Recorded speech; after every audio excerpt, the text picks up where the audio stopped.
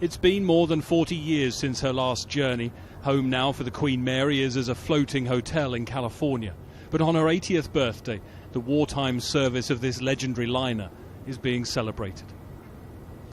The second greatest liner in the world, the Queen Mary, which did such great war work as a trooper, is to resume her transatlantic service at the end of July. The Queen Mary carried thousands of American troops to Europe, and when the war was over, it carried back hundreds of the British women they'd married. It was just like being back home again. It's exactly the same as it was then. It looks exactly the same. June Allen was one of them, just 18 when she left England for a new life. She hadn't been back to the Queen Mary for more than 60 years. And I can't express to you, I've always loved this ship. All those years I've thought about it and wanted to come here. And we had arrived just as it was getting dark. The Queen Mary was all lit up. And I cried.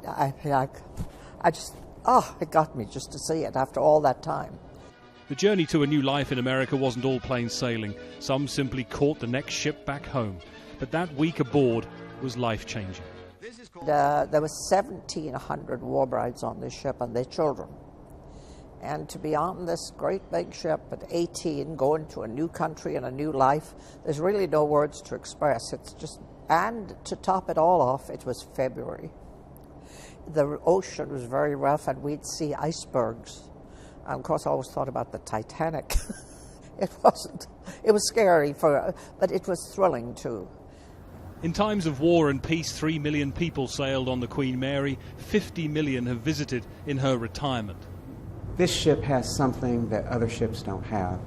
And I've always said that I thought that she was hallowed ground because of the military efforts and so many that probably passed away in those days. I don't think there's any ship in the history of man and the sea that has touched so many over so long a period of time as the Queen Mary.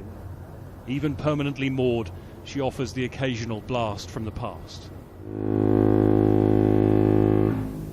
For the few who remain from those journeys, it is a ship full of memories. I think once you've sailed on a ship like this, you always say, my Queen Mary. It always stays with you. You know, it has all these years. Greg Milam, Sky News, Long Beach, California.